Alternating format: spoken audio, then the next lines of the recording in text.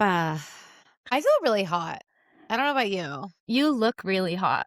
I am feeling frazzled. Okay. And I think if I weren't feeling frazzled, I would feel hotter. But my upper lip, I don't know if you can see it, it's perspiring. I'm really sorry. Mine was yesterday. Yeah. Let's do a little breathing. Do like a few box breaths with me. Will you guide me, please? Yes, in for Okay. 4. Hold for 6. It's supposed to be hold for 4. Okay, so we're doing rectangle breathings. A little EFT tapping. Yeah. Little bilateral stimulation. Yeah, this is good. Little affirmations. I'm calm. I'm so in my mind all the time that I need you to get me into my body. Mm-hmm. You need me to ground you this time? Ground me, mommy. Now, let me take one more beef jerky. I feel like Chomps needs to sponsor us at this point because I too just inhaled a meat stick. Emily be inhaling that meat stick. Yeah, I'm really about beef these days. There are a few things that get me through life like Chomps does. 100%. I live off of Chomps and Ultima electrolytes. When I feel not great, those are my 2 vices, plus a Diet Dr. Pepper, but it's only for emergencies. Chomps is the way I get protein. I live off of Chomps toast. My friend Camille's BN Bites. Shout out Camille, BN Bites. Yeah. They are so good, and they have been saving me, but I'm out, which is so sad. I need to order some more. Also, my mom's water bottles. I keep trying to just refill my water bottle, but then she has 40 cold bottles of water outside, and I'm walking from the garage to the house, and I'm thinking, I need hydration. I am a dog mom, as we know, and I'm also taking my roommate's 10-pound wiener dog under my wing for the day. Under your wiener. Under my wiener for the day, and they are sleeping in the other room, and in order for that to remain, I must play classical music for them. Who's their favorite artist? They're big Beethoven. I used to love Beethoven and then also Air Bud. Yeah, Air Bud had legs. Yeah. I mean, not like legs for days, as in Air Bud had some nice Sagittarian thighs, but Air Bud had like 19 movies. Oh, you know what? Air Bud was for boys what the Olsen twin movies were for girls. I loved Air Bud, arguably more than the Olsen twin movies. Is that at true? the time. Yeah. Well, what's your favorite Olsen twin movie? Off the top of my head, Passport to Paris is a good one. Okay. I knew you would say that, but okay. Because it's been a really long time since I've seen a lot of them. I think we need to rewatch when you come visit. Yeah, but have you ever noticed that they're really not accessible? It's easier to get your hands on a bag from the row than it is to get your hands on Billboard Dad. Except for I have Billboard Dad on VHS, and that will be one of my prized possessions until the day I die. Obsessed. Also, what did you say? It's easier to get than what on the row? It's easier to get a bag from the row. What's the row? The Olsen Twins brand. They own a high-end designer brand called The Row. This is all outside of my realm of understanding and possibilities because I am scraping the bottom of my bank account right now. But I'm really happy for anyone who's on that journey and can afford that. Good for you. Perfect segue. Welcome to Cousin Closet. I'm Emily. I'm Maddy. And we're back. We are back, baby. We made it. That was a tough week. It was. And we did it. And you know what? I'm not on my period. And you want to know what? what? Hot. I still haven't started my period. Yeah. I think the stress of life is getting to you, and that's totally fair. Me too. My body is reacting, so I'm doing my best to listen. Mm-hmm. It's tough. It's tough out there. I'll say we're still in Mercury retrograde for a little bit longer, but this week things are going to start looking up because Jupiter, the planet of abundance and luck, has been in retrograde for a while, several months. Checks out. Yeah.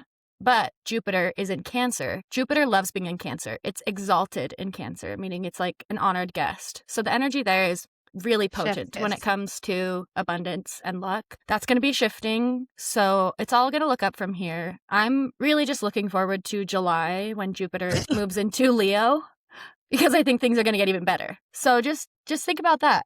It's only going to go up from here from now on. Maddy, it's March. March to April, April to May, May to June, June to July. 4 months. We can do anything in 4 months. I'm just saying that I'm expecting a peak, not even a peak because that assumes that there's going to be a decline after that. But I think there's going to be a high in July that we haven't experienced in a while.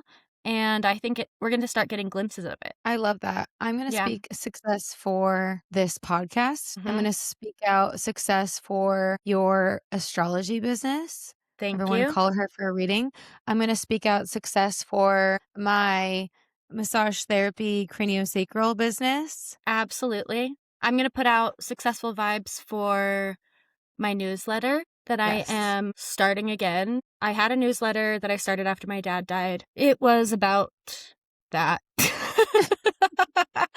And let me tell you, reporting from inside the ecosystem of this is the worst thing that's ever happened to me and I can't get out of bed, pretty exhausting. So it only lasted 7 issues last time.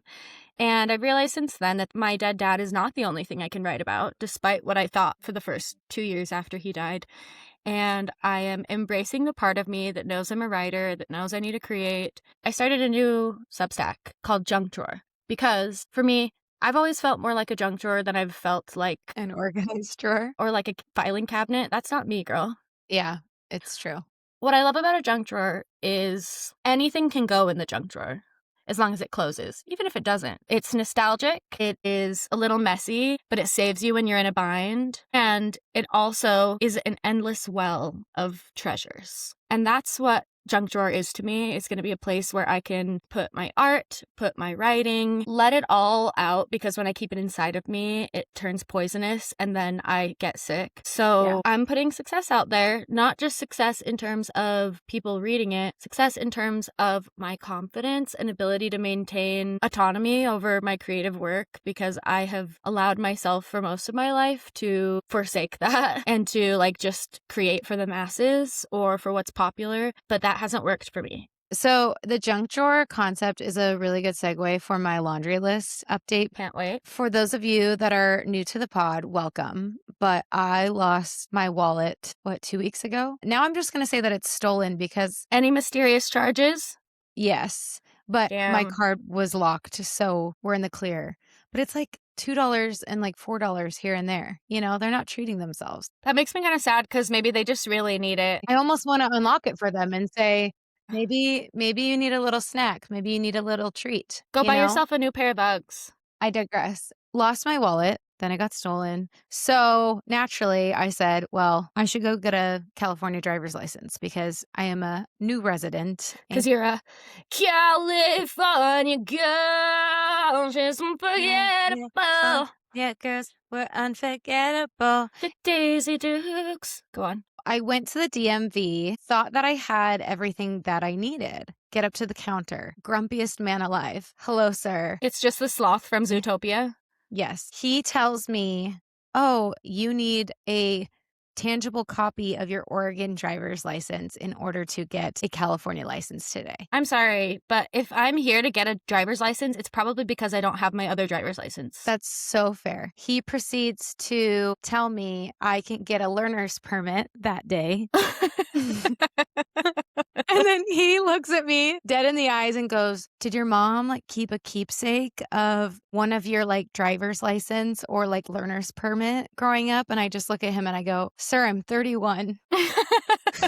I'm 31 years old. He has every single piece of paperwork. He could have stolen my identity right there and then. Birth certificate? Yes.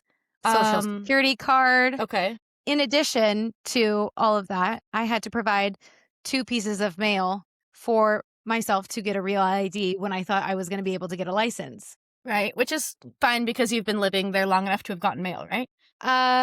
On the contrary, I thought that I had enough mail. I didn't. For one of my documents for my mail, it was from my internet provider. Like an internet bill. Okay. There. Yes, internet bill. Totally fine. And you needed 2 forms. 2 forms. Second one was a 10% coupon sent to me from chewy.com. And apparently that is not a valid source of mail. What do you mean? I Bonzi know. is just as much a part of your family as you are. My words exactly. So what are you supposed to bring? Something what's more official than a coupon from Chewy? I was distraught. And then I pull up my lease from my phone because I had taken a picture and he said, I'm sorry, this has to be I don't even think he apologized. He just said it has to be a physical copy. So at this point, I am licenseless, can't get my car registration either. How long had you been there? A few hours. Okay. So I'm going to be honest. I technically drive home illegally. Yeah, of course. And then I Put realized, your hands up, officer, I swear, I didn't know what I was doing. I was doing my best. I was doing my best, but I did know what I was doing. Okay. I realized that I can get my driving record printed out from Oregon the next day. I go in, bring my driving record, found a different form of mail from the job that I held for 2 days until I had a allergic reaction to the facility. Did we already talk about your brief stay at Hotel K9? No. Okay, continue. So I decided to come in the next day, and I just want to say that I met so many people that I will cherish. And one of the individuals that I met, her name was Abby. She's sitting in front of me, and she's sitting next to this gentleman that's probably my age. She's about 80. She was a nurse in the Vietnam War. Maddy. Then came back, became a doctor of nutrition. So that's Abby. But now what she's doing, you ask? She is a stand-up comedian. God, that is so inspiring because I've known my whole life at some point I'll do stand-up comedy, but obviously I have not had the confidence nor the internal structure nor the understanding of my nervous system to be able to do so. Yeah. And you know what? I could potentially do that in 50 years. And you that's could, fine. like Abby. Her slogan is the world's most inappropriate grandma. I think she uses, it's not Nona, it's the Greek term Yaya? for grandma. No, one sec. I wrote it in my phone. The Greek term for grandma is yaya. It's not yaya, so I'm So it's not Greek? It's not bubby. Is it Jewish? You know what? It actually might be Jewish. I think it is because I'm thinking of Pineapple Express when he talks about his bubby. Yes. So I got her full name where she typically does stand up. She was the biggest light and like the sweetest person. She's sitting next to that young gentleman. I was just kind of a fly on the wall in this conversation, but she was so sweet to him. He was talking about how he was addicted to drugs. He just got out of jail. She was so sweet. She was so encouraging to him. She got up and he was like, wow, I really needed that. Like she made me feel so good today. Made me want to cry. In my empathetic brain, I was thinking, at this point, I know this man is a felon. Wait, I don't know why I'm feeling like I'm not articulating myself well today. Are you feeling just hyper aware? I'm feeling like I'm coming down from a really big event yesterday for my life. Do you want to just give a slight clue into what you're coming down from without making it a big deal or giving any details? Yes. So I'm trying to dip my toes into the dating scene. And I started talking to this guy on Hinge. This doesn't happen, you guys. And this is Hinge Guy. Is this just Hinge Guy? Should that be his code name Hinge for now? Guy, yeah. Hinge Guy, okay. If there's another Hinge Guy that pops up, we'll get creative. There's not a lot of them. So Hinge Guy, here's the thing. The pool is not looking so great. And this is the first individual that has made me actually audibly laugh out loud. My voice just cracked. Confirmation. Obviously, it's impacting me. You're like, I laughed so hard, I lost my voice, and now I can't do this podcast, and now we're going to go get married in Vegas. Exactly. We end up texting because he asked me out on a first date, and I was like, okay, you're actually the first person to make me laugh out loud. And he was like, wow, thanks for the confidence boost. I was like, listen, I got to give credit where it's due. He better know from the start that he set the standard high and that you're going to be watching. And if he's not as funny as he was, then it was a fluke. Yes. And I do feel like that energy came into the next text thread and conversation. So it was very much banter back and forth, which I really, really appreciated. He had asked me out on a first date and gave me like a few different options. I said, listen, am I optimistic to say, let's go get dinner and bring it to the sunset? Because there was an option for dinner. There was an option for sunset. So I said, let's merge the two. And he said, I'm going to need a deposit of a FaceTime. And I said, clever. Okay, totally clever. Can we do it when I don't look like Adam Sandler? Also was eating the most unattractive meal when we were texting back and forth. I was eating ramen. Like that's a lot of, you know? So he said, that's fair. But then later, I guess I really fascinated him and he was like, we need a FaceTime. And I started getting nervous. And then I said, come on, Em, pull up your big girl thinks panties. My big girl thinks panties. And I FaceTimed him.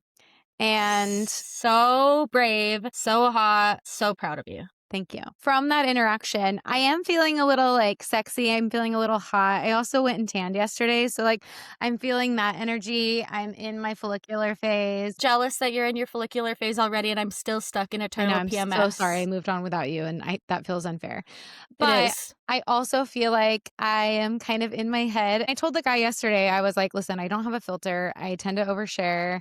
He was like, no, like that's the whole point. I said, okay, well, this is what you asked for. But I literally feel like I woke up with like a hangover. Oh, Vulnerability no. hangover. What did I do? Oh no, I let someone slightly in. What do I do now? They gonna see me? No, I have to follow up with an in-person date where I have to be really quick on my feet and like. Okay, you don't have to be anything. I don't have to be anything. You just are quick on like, your feet. And if you were able to maintain composure on a FaceTime call, which I think is arguably more intimate and uncomfortable than a first date when you haven't met honestly, someone. I sat right here because I had to plug in my internet hard cable. What do you call it? You know what? Let's bring him on the pod. Let's vet him on the pod, okay? We'll interview him, and if he doesn't pass, then we know. My roommate interviewed him because she came home when I was talking, and then that made me flustered. He was like, bring her over. It was really fun. It felt like all of us were just bantering, and it was a good time.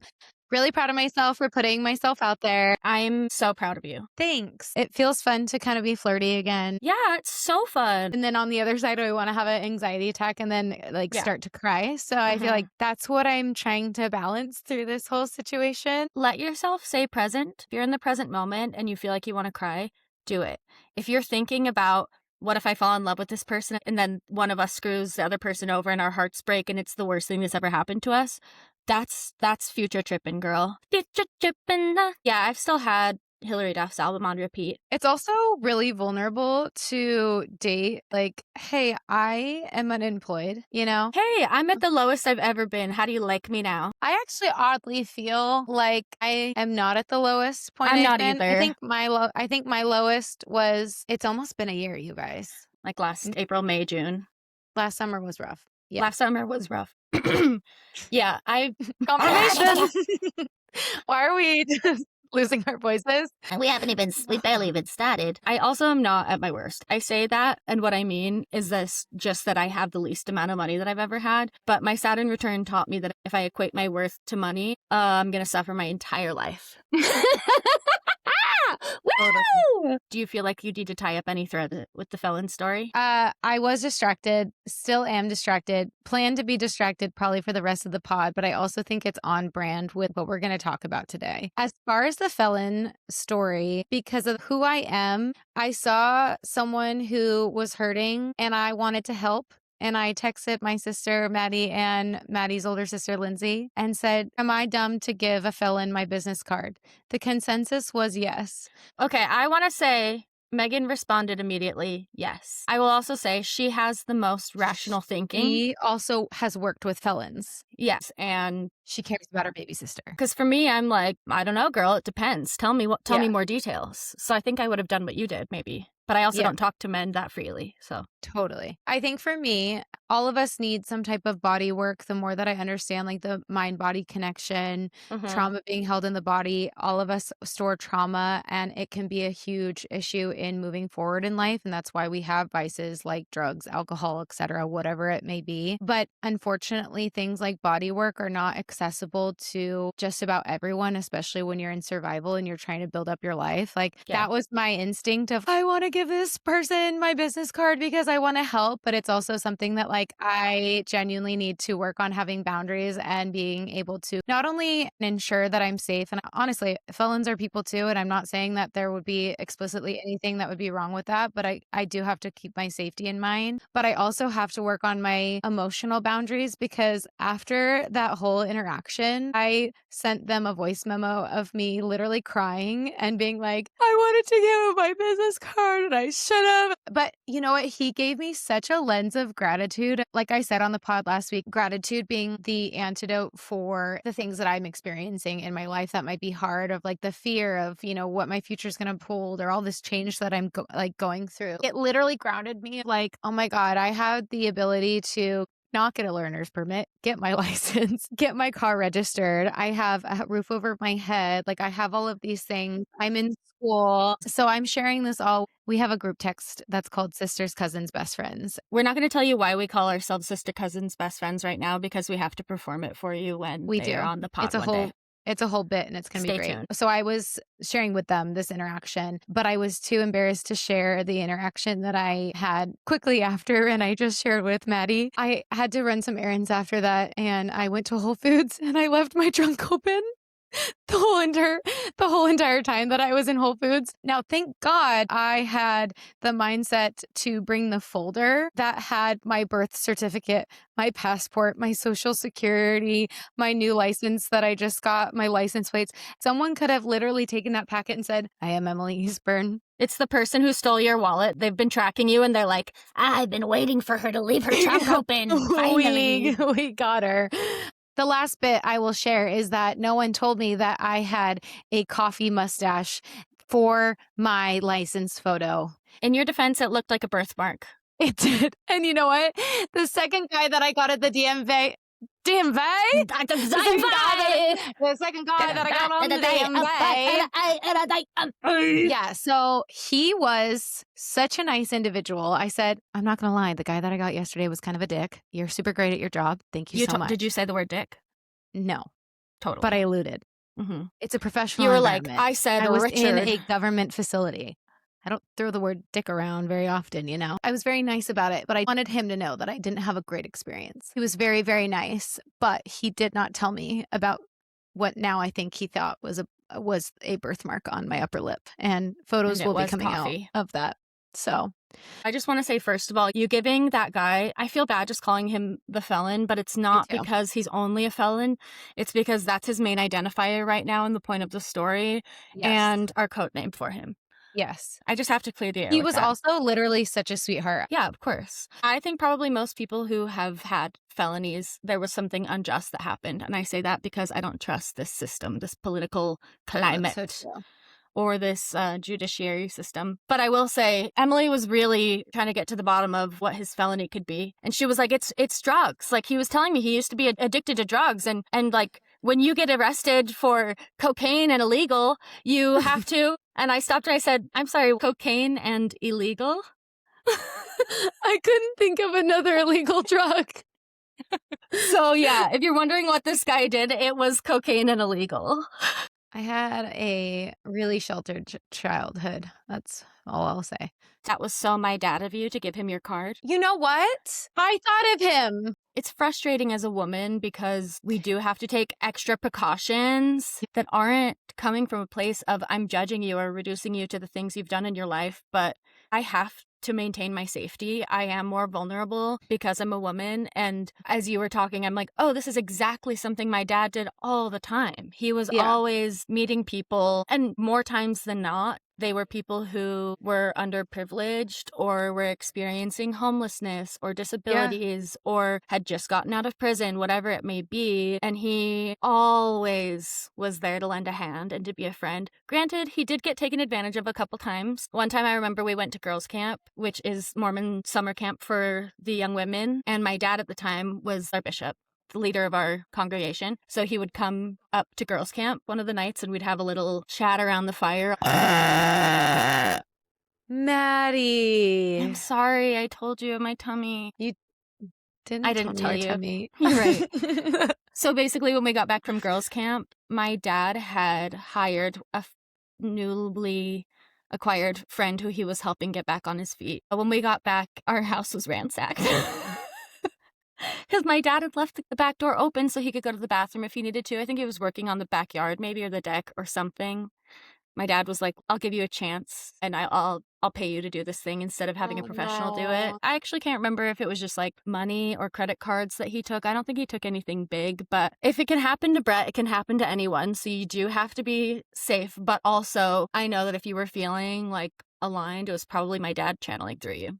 No, I literally was feeling him at the DMV. I didn't know what to do in the instance, and I erred on the side of more protecting myself, which is totally fair. I actually did get the name of the rehab facility that he was at, and it made me think of like what my career is going to look like and how instead of just seeing people that can afford the work that I'll be able to do, how can I integrate to where I can donate, whether that's like going to like a homeless shelter and seeing if there's some ways that I can donate my time there. Again, there's going to have to Mhm. be boundaries involved and a carefulness, but Abby inspired him and I feel like he inspired me. I wish Mhm. I would have told him that he inspired me. We did have like a really sweet, he came back, shook my hand, introduced himself, and I gave him my name and I said, best of luck to you. I'm only wishing you the best. It was a beautiful exchange. And I know he left, I think, feeling Probably like I more should human. again, Yeah. especially after like he had shared that he had just been out of jail for about a month. Well, and I'm sure hadn't been treated well by a lot of people fresh out of jail. I think it's a beautiful thing that you did for him. I still feel like I'm trying to figure out the balance of how to have emotional boundaries where I don't take on other people's pain, but using body work as a vessel where they're able to mitigate their pain so that they're able to tap into their joy. That's how I foresee this work transpiring. If you're new here on the pod, I'm in massage therapy school. So when I talk about body work, that's essentially what I'm doing. She's like, when I talk about body work, I mean booty work by T-Pain. I make that booty work, booty work, booty, booty, booty work. We were listening to that song yesterday on the way to the beach. And then I looked at Audrey and I said, are we those men from Pitch Perfect that are out in the auditorium when they're doing like the Yeah. ad-libbing? When I was just singing that and I hit that booty work, that's what I thought of too. And the consensus was we were not. We're hotter. We still got it. Yeah, you're much hotter than them. Also, I think we're getting hotter, and I'd like to mention that. You and I? Yeah. Yeah. I've always known that I wasn't going to be a high school peaker. Yeah. I really wanted to be at the time, but I've known, I think for my whole life, that my 40s are going to be my prime. And I feel really No, strongly I about feel that. strongly about that too. Yeah. And you know what's funny is that the Hinge guy yesterday, he goes, "Have you always been hot?" And I was like, "Actually, no." I think you've mostly been hot. Really? Tell me a time period where you weren't. I can definitely upload pics. 8th grade, braces, just learning how to do makeup. To be fair, that's a rough time period for You were most, also a okay? child.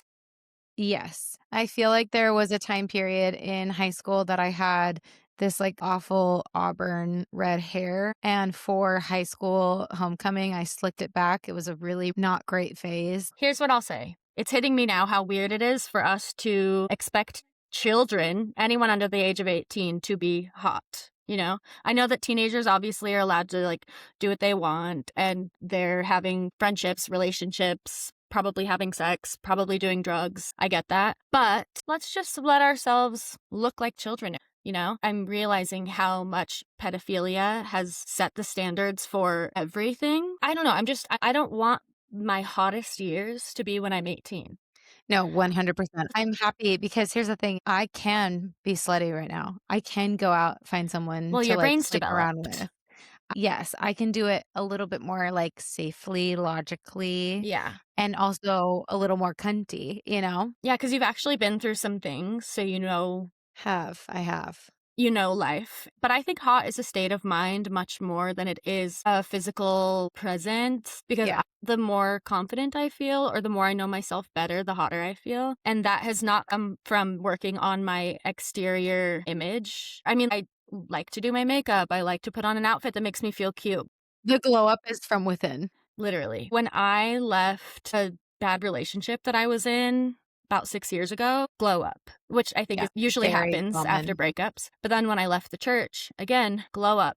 When I came out, glow up. I Glow feel up. like the more I free myself from anything that holds me back, even self-imposed restrictions, the hotter I feel because I actually feel like I'm acting from a place of autonomy and Yeah. creative choice rather than living for an expectation somebody else has set for me. Okay, you want me to start with outfits? If you recall, the theme I gave us last week for our outfits is Stevie Nicks, the one, the only icon. I will say, I gave us this theme because I had recently thrifted this dress. Pretty sure I saw Stevie Nicks wear this in a photo. So This is a long sleeve with bell sleeves, a velvet dress. It's kind of a tan color, crushed velvet with mauve-colored roses scattered throughout, some butterflies that have words on them. Can you explain to the audience what they say? No, I can't read it. Okay. But it's like, think of a butterfly, but if a butterfly had a newspaper printed over it. High neckline, tight. When it gets to around like my knees, it goes out a little bit. What do you call this? It looks like a bed skirt on the end in the chicest Awesome. way. Sweet. So yeah, it's tight, and then I'm wearing a bed skirt around my ankles, I guess. I wore some little glasses, a la Stevie, and I'm gonna take them off because I'm overstimulated. Yeah, she's about to completely undress. I have this vintage Coach bag that I thrifted, light tan leather, tan boots, dark brown accents, a lot of brown, a lot of earthy colors. So this is the outfit. But also kind of Stevie Nicks meets Fiona from Shrek. Okay, When she's hot before she's an ogre. Oh, like her green dress. Yeah, her velvet green dress. I am struggling today. Oh my God. Okay, that's okay. I'm going to take off my shoes and I'm going to squat on this chair because I don't know how to sit like a normal person. Okay, she's going to get undressed. I'm going to go into my outfit. Honestly, I think this is probably the sexiest I've felt on the pod. Classic. It would be in my follicular phase. The fact that I went out, actually, I stayed in for a FaceTime date. Never thought I would say that, but I did. For the listeners that are just listening, not watching, I am wearing a long, puffy sleeved black dress that is sheer, and then it has like a spaghetti strap. What do you call that? Black Slip underneath. I am also wearing a belt that is, I got this from an estate sale. RIP to the woman who died. She had great fashion. So thank you. It is going to be taken off immediately because of my underbelly. Black leather made in Italy. Fun fact. Love that buckle. Fuck, I can't say fun fact anymore. I overdid it last episode. And it has a gold buckle that is honestly very unique. And I think that's why I selected this, because I feel like I hadn't seen anything like it. And it's a little bit of a staple piece, but not too crazy. And then I am wearing these white pointed toe leather booties that I got from Target for the Taylor Swift concert. Pearl hoop earrings again, a gold dainty little necklace, a gold bracelet that my dad got me as a wedding gift. I've never gone over my jewelry, but I love my rings because I have every generation represented. So I've got this peridot ring, which is a gold and green crystal, and that was my mom's. My grandma's, which is diamond and blue sapphire. My great grandma's, which is obsidian and diamond. All of these are gold because I'm a gold girl. Ring that I bought for myself for my 30th birthday. And then I have my old wedding band because I said it still happened. I'm just rebranding her. And she still stays with me because I am a better person from it. Oh, and I feel like I love my makeup today. A little bit of like a smoky wing and a red burgundy lip. The dogs are barking. They're just commending. You look hot. Love your hair. We had a whole topic planned and no, we haven't done any of it. We're feeling overwhelmed because we wanted to do something a little bit more informative and organized today. So I've been preparing a deep dive into neurodiversity, specifically ADHD, autism, and the crossover, which Emily and I both experience. This hasn't necessarily been an information-based podcast, which doesn't mean it can't be, but I'll be honest, I'm feeling really nervous because this subject means a lot to me and I want to do it justice. I don't want to rush past anything, but I also want to be true to what we're feeling when we're recording. When we've gotten really narrow into a topic, for example, when we did breakups, I got really in my head about that. Yeah. And it was really difficult to record and I was stumbling over my words, not sure exactly what to say or how to say it. And I'm kind of feeling that again with this. I think there are a lot of factors that contribute, and I do think that the majority of it is that our brains do just work differently than the average person. And when we try to plan like the average person would, I'm not surprised that it's kind of hard for us. Yeah, this is how I feel right now. What's really hard is that we are really chatty, and you know, one would maybe like come on this and think, oh, you guys have not chatted all week. We talk every day. Sometimes we're on the phone for 2+ hours. And sometimes not even talking to each other, but doing other tasks. Body doubling. Super helpful if you're on the spectrum. You know, you talked about your excitement for being able to like come on share your voice and be able to have a platform. I too am really excited, and I feel like it's a way that I can express creativity because sometimes I struggle to express my creative self. One of the things that we promised to our listeners is that we would honor the things that are happening in our world. And maybe this also comes with the non-neurotypical brain. I tend to have this like perfectionistic lens of, oh my God, if I'm going to start talking about a subject, I must be a subject matter expert. I also never want to say the wrong thing or offend someone or not say enough. It's hard because I don't want to get on here and be a politician. I don't want to also be here ignoring the world. There has to be a balance that we both want to strike. But I also feel, even when I say, justice for Palestine, then I feel like, oh my gosh, justice for Iran, justice for Lebanon. And like the laundry list just keeps going, you know what I mean? And then you think about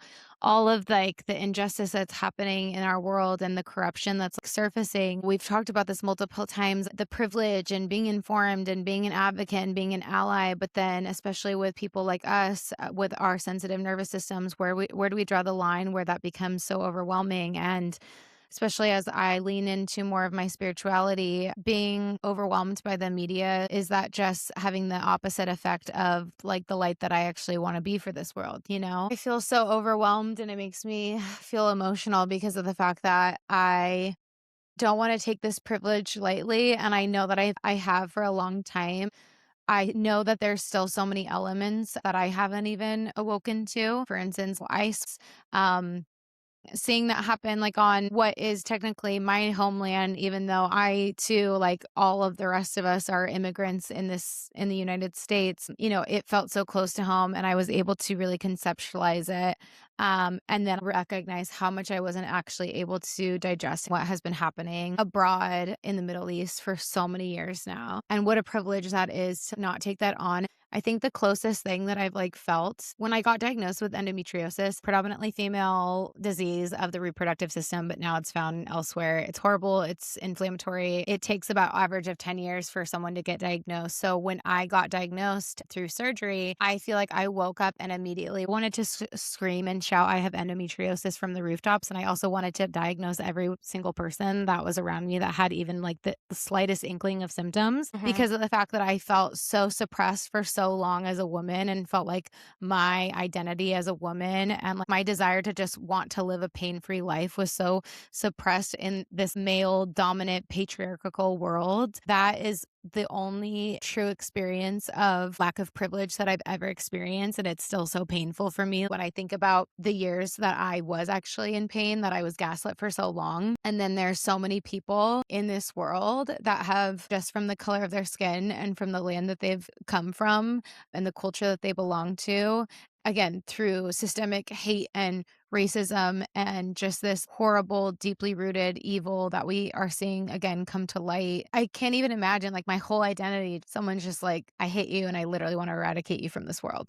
100%. I'm still just having a hard time articulating all of this. There's so many people that are experiencing that and have experienced that. And it's been happening for so long. And we're all just asked to continue to show up, continue to go to work, continue to show up for our families, continue to pay taxes, continue to, you know what I mean? Like all of this bullshit. I appreciate you bringing that up. Thank you for your candor and your honesty. Everything you were saying, I resonate with.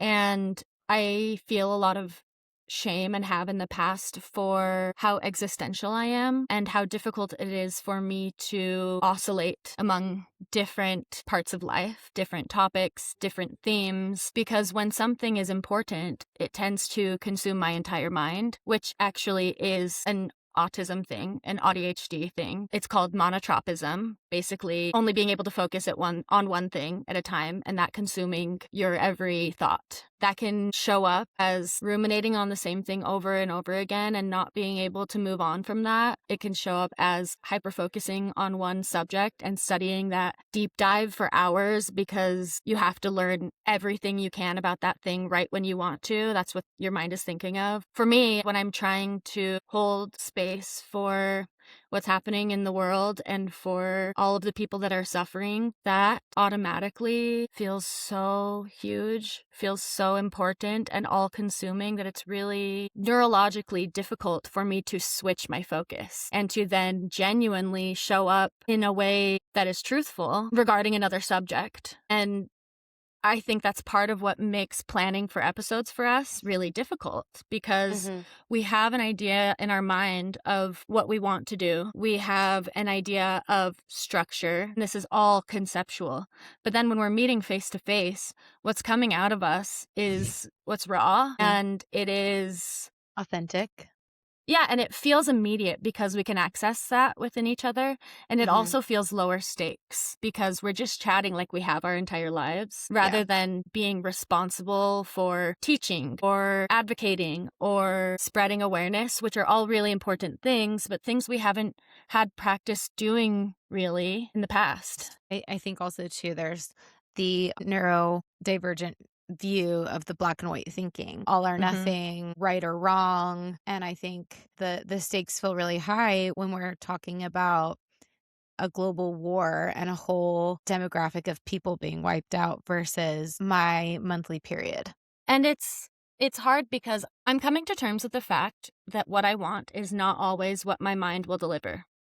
And that has caused so much pain for me in the past. I've felt like I'm broken. I've felt like I am lazy, like I have no control over my life. These are all extremely common thoughts that I've had while trying to accomplish very simple tasks that are tasks I do daily, like brushing my teeth, taking my contacts out before bed, putting on deodorant, washing your dishes, cleaning up a pile of clothes that are on the floor. It's a rough one for me. Yeah, the thing about having autism and ADHD, especially if you are high masking, meaning you recognize from a young age that your autistic ADHD traits were not received well and you learned how to adapt to hide them, which externally looks as though you are quote unquote high functioning, but internally causes literal pain, distress, and chronic illness, and it really is an invisible disability. It took me a long time to claim that.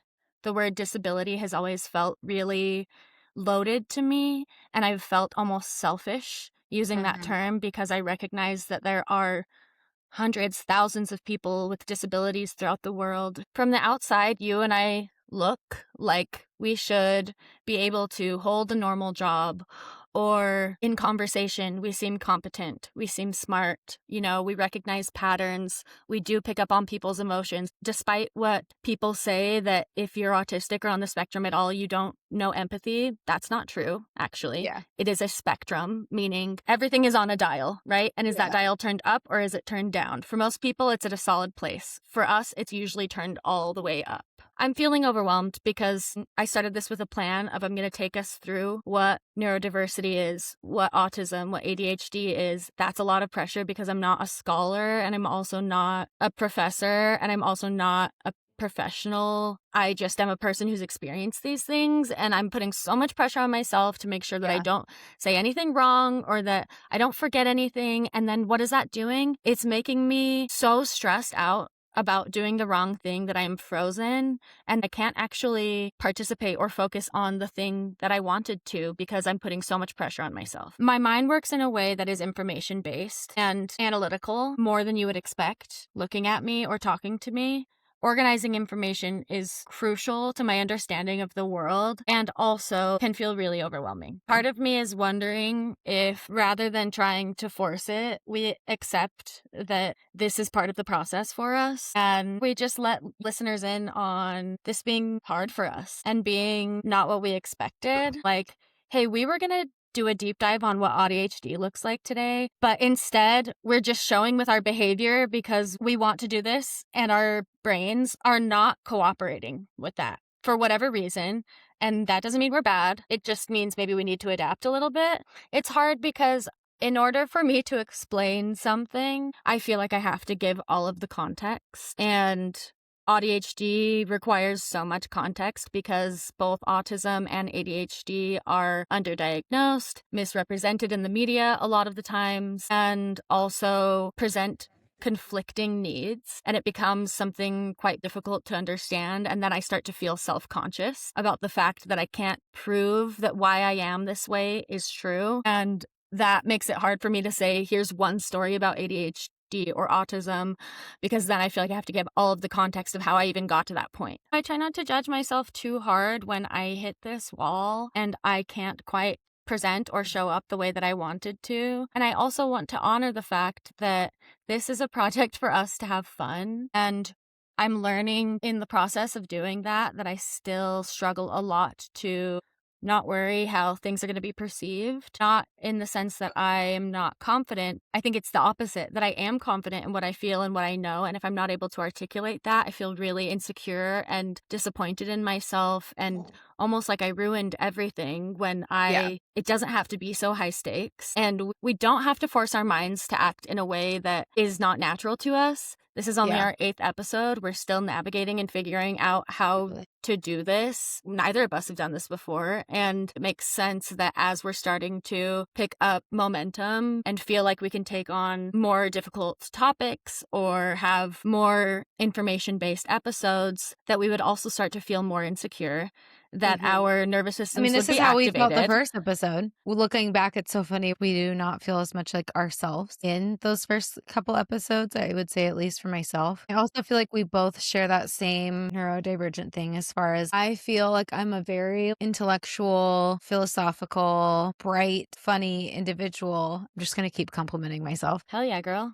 Inside my brain. But then I get so frustrated with my ability to articulate, especially when we are hypersensitive. And like when I'm talking to people, I can absolutely pick up on their energy and their feelings towards the thoughts and things that I'm saying. And if I pick up on they don't understand, or they think something's wrong, they're skeptical, or they have a different opinion, I get flustered and I'm not articulating myself correctly. Pulls you out of the moment. It's a spiral. Yeah. And it's frustrating. And this has been a really cyclical thing for myself, because I think that's also a thing that has contributed to that, more of that volcanic aspect of who I am, of like, we're going to tuck that away. We're going to tuck that away, because it gets tiring constantly being like, no, you're misunderstanding me again. This is what I meant. I do have some legitimacy behind what I feel, what I think, what I say. I'm not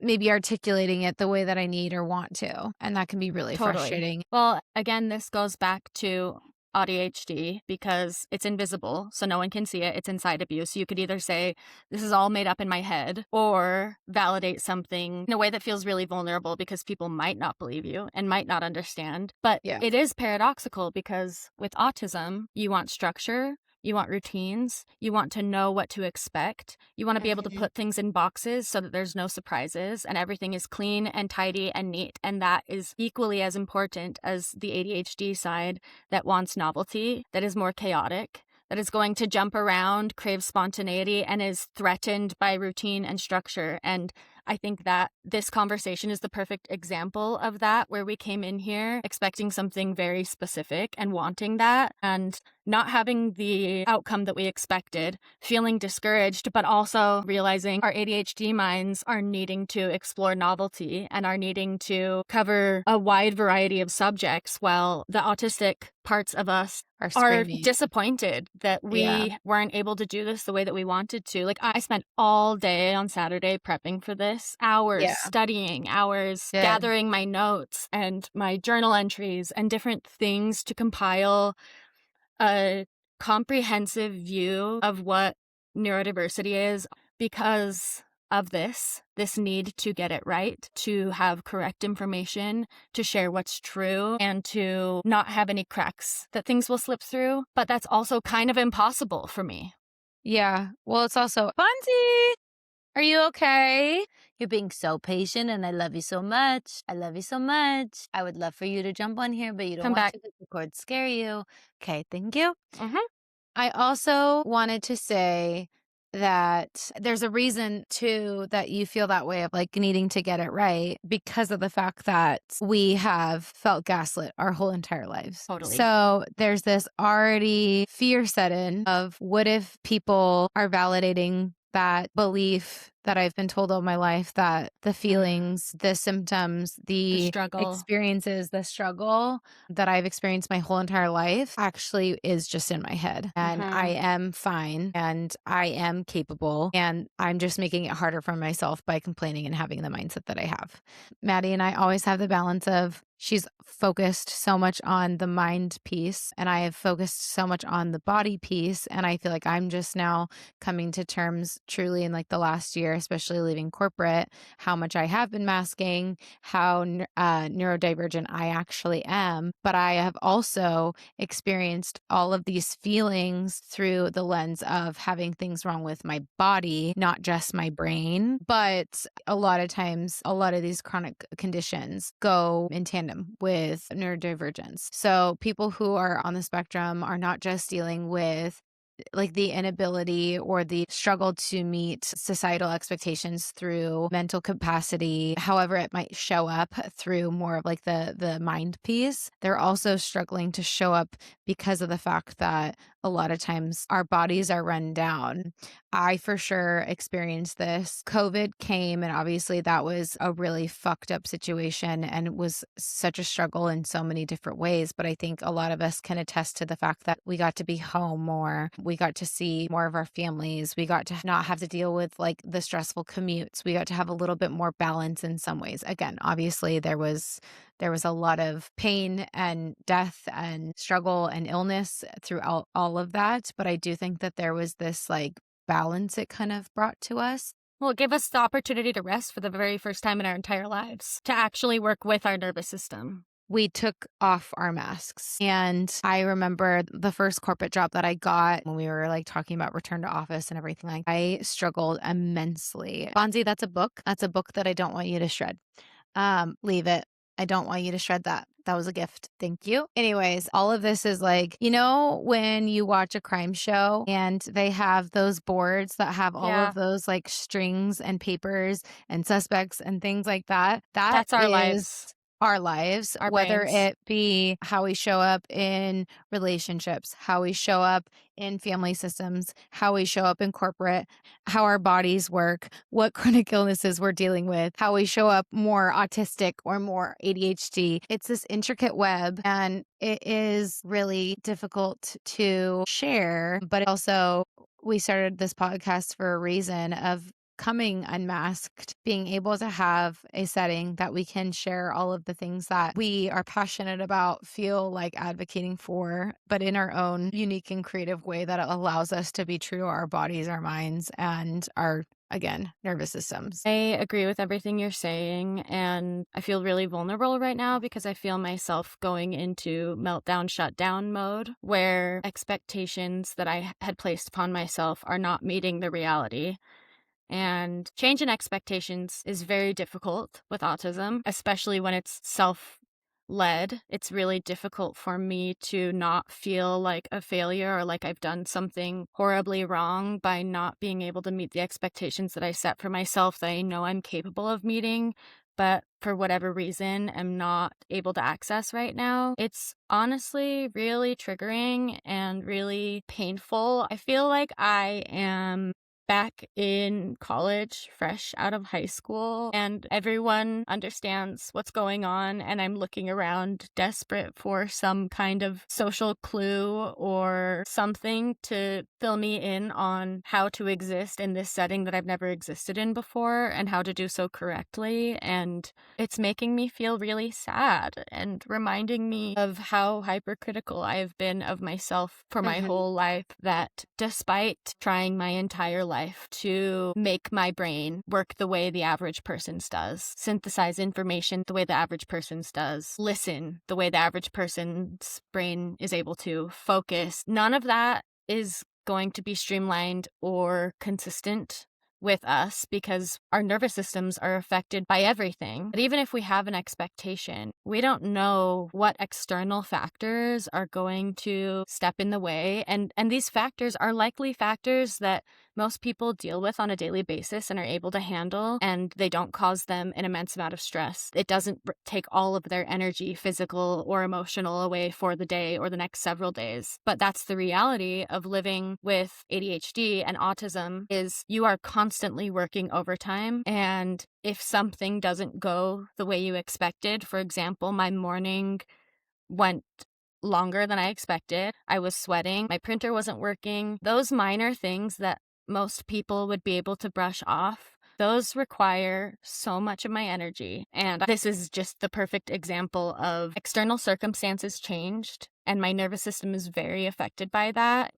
And that makes me want to hide. But I think the whole point of us doing this is giving ourselves space to just exist and share what's going on in our world without it having to be perfect or without it having to be anything other than what's true. And what's true for us today is that we had a plan and we didn't accomplish the plan the way we wanted to, and Yeah. also we still accomplished something and we didn't give up. We've given up a lot on things in our lives because it requires so much intention, energy, and patience to listen to your nervous system, believe that the reactions you're feeling are real, and to adjust accordingly without feeling shame or telling yourself that you're a piece of shit for not being able to do what you wanted to. Yeah, especially with the ADHD component of we crave dopamine. So we start things to get that boost, that hit, that Dopamine rush. satisfaction.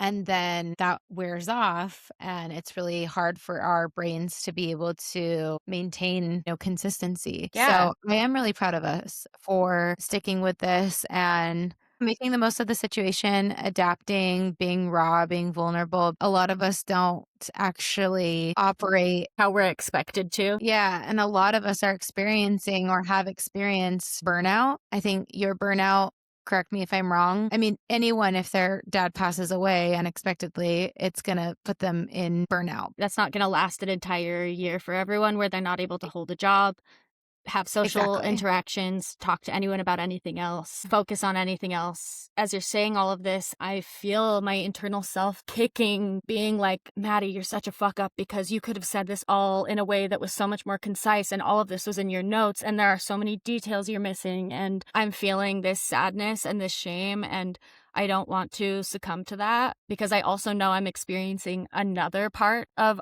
AuDHD, which is PDA, pathological demand avoidance. Every person experiences demand avoidance to some extent. For autistic people, it is extremely intense, and oftentimes even things you love or things you're excited about, you become pathologically avoidant of in your body, and you simply cannot just look past it. This is why I can't hold a typical job, because the idea of being trapped in a system that I know will eventually fail me, it's not just anxiety, it is a full body freeze. It makes me feel sick internally. It makes me want to panic, spiral, stay in my bed, my room, and never come out again. It's not just a casual anxiety, it's the pressure of having to do something or expecting that I'm going to be doing something, and my brain recognizing, oh, that's scary, to have to be able to meet the expectations because I want novelty, I want spontaneity,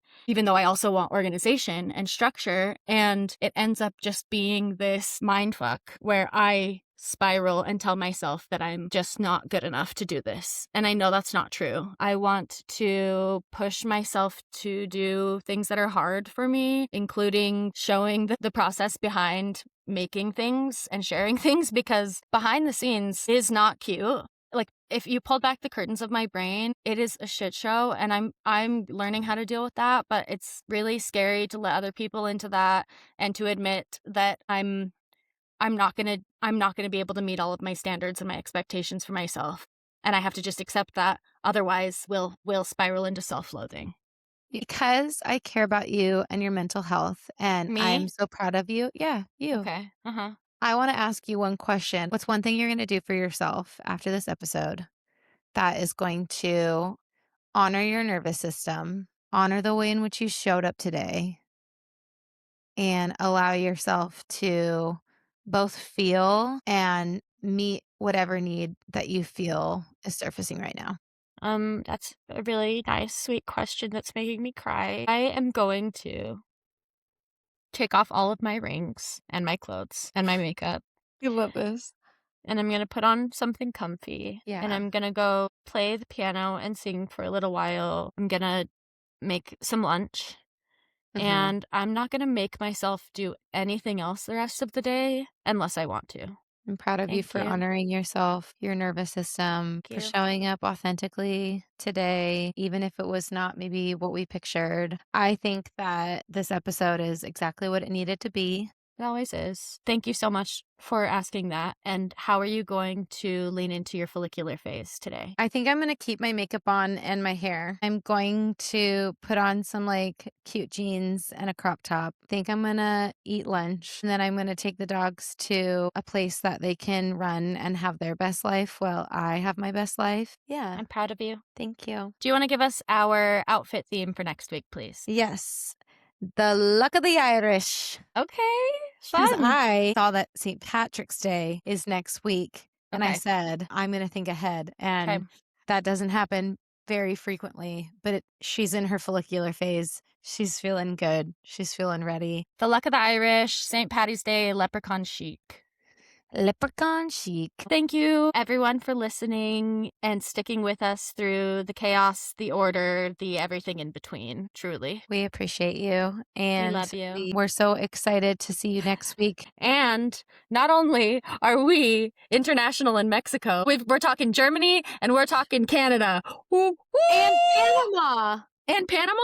Panama. Oh my God. Someone commented on our Instagram from Panama. I did have to look up the flag because they just put the flag. Was it a bot? Don't tell me. Only if it's no, then tell me. I don't think it was a bot. Thank you to our international girlies, gays, theys. We couldn't do this without you, as well as our trusty, sweet friends and family. We love you all. You're all our cousins. True. Don't forget to like, save, download, subscribe, comment,